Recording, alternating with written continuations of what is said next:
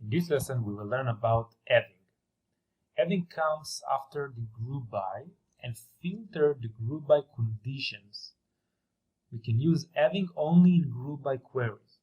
So here we have the select, column 1, column 2, and so on.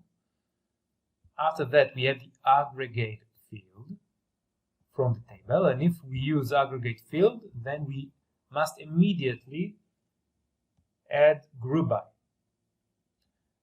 and group it by the columns that we want to aggregate it. So if we have column 1, column n, we put here column 1, column n. After that, if we want to filter the group by, we can use having. The having allows conditioning and filtering of the groups that will appear in the final result. It means that we can filter the aggregate field that we have here.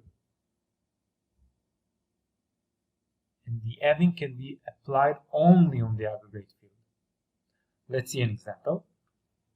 Here we have employee ID, comma, count of the employee ID. We want to count it. This is the aggregate field from orders table. After we use aggregate field, then we must add group by and group it by the employee ID, the column. So group by the column. Now we will get a result for all of this, but we can filter the result. How we filter it? Because the result is group by, we can filter it by using having after the group by. And we are filtering it to the count, to the aggregate field, the count employee ID. In this case, we want it to be higher than 100. Let's see it in the SQL Server. So here we have the query. Let's delete the having for now and run this. What we get is the employee ID, unique employee ID, because we aggregated it by count.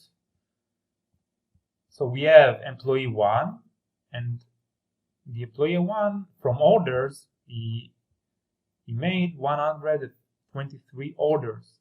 So this is the amount of orders the employee ID 1 made. Employee 2 made 96 orders, and so on. But we don't want all the orders of all employees. We just want employees that they made more than 100 orders. Now, we can do it by where. Why we can do it by where? We can put where here. Because the where filtering the rows. Now it's not rows. What we have here is aggregate field because of the count. So we want to filter the aggregate field, not the rows, not the raw data, not the table. Only the aggregate we made on the table, the count. So if we want to filter the count, we must use having on the count, on the aggregate. And we want it to be higher than 100. Let's run this. And we got the values that the rows that they have count employee higher than 100.